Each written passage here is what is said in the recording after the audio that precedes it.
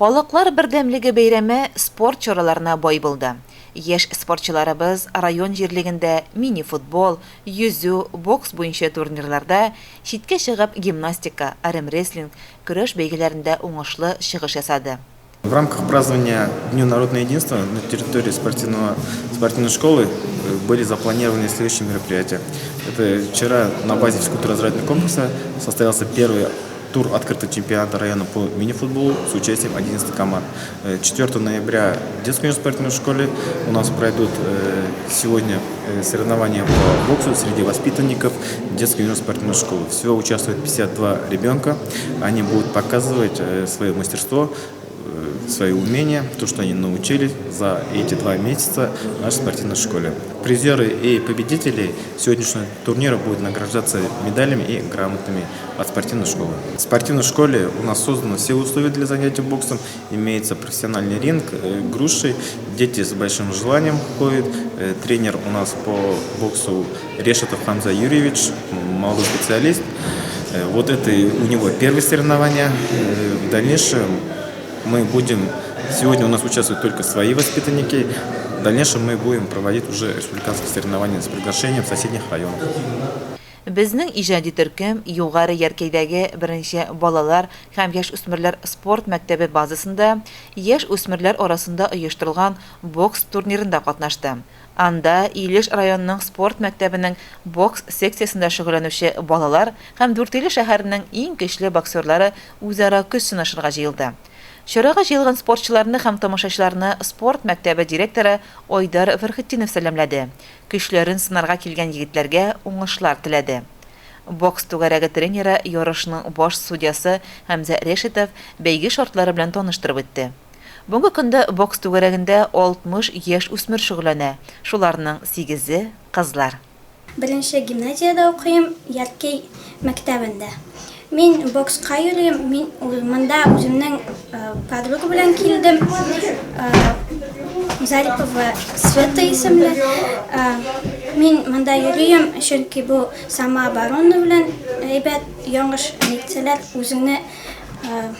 үзеңә туры була инде. Без монда көндә йөрибез. Монда безнең Хәмзә абый тренер өйрәтә, тренироваться итәбез, скакалкаларда сикерәбез.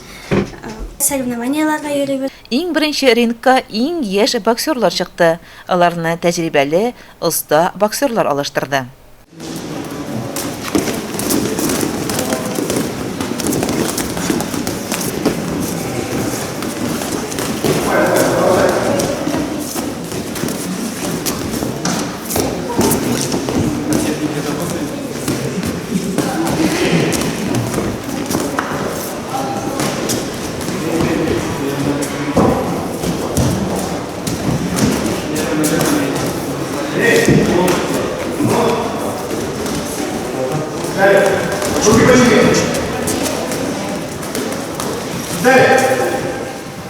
Работаем.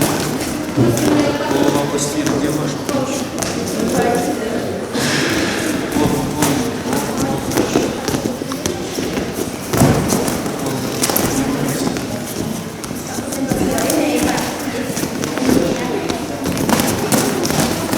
Руки выше. Голова опустить. Ручки выше.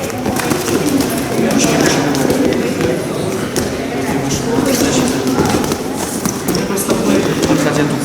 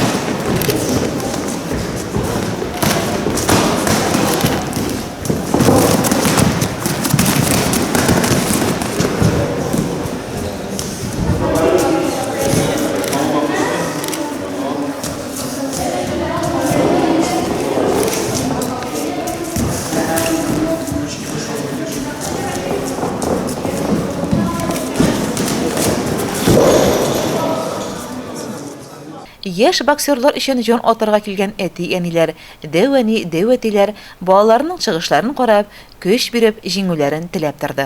Я мама воспитанника Юсупова Тимура. Он у меня в этом году пошел в 1 класс. Я его сразу отдала в спортшколу, для того, чтобы мой сын развивался, стал сильным, умел постоять за себя. Сегодня от начала до конца мы посмотрели соревнования, было очень интересно. Сын тоже остался очень доволен, ему очень нравится ходить в спортшколу, каждый день приходит впечатлениями, рассказывает, как ему тут интересно. Бәйге ахырында бокс тренеры Хәмзә Решетов һәм Дүртөйле шәһәренең оста боксерлары Рөстәм Тугбай, Артем Решетниковларның күрсәтмәле көрәшләре яшь спортчыларга, тамашачыларга осталык дәресләре булды.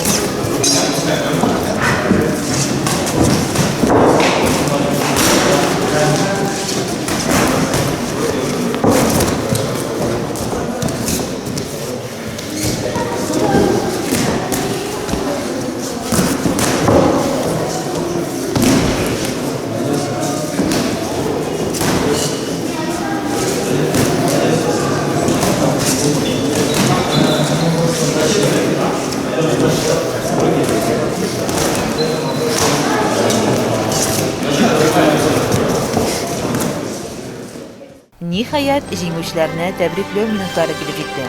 Ярышларда илеш боксерлары яхшы нәтиҗәләр белән сөендерде. Ирин Хәлимханов, Кирилл Ханов, Эдуард Мусабиров, Радим Шамсуддинов, Искәндәр Кадраев, Денислам Каюмов, Марсель Шафигуллин, Светлана Зарипова, Илина Мухамедьянова, Азалия Ахмонова үз үлчәм авырлыклары буенча иң-иңнәр дип билгеләнделәр һәм грамоталар, медальләр белән тәбрикләнделәр.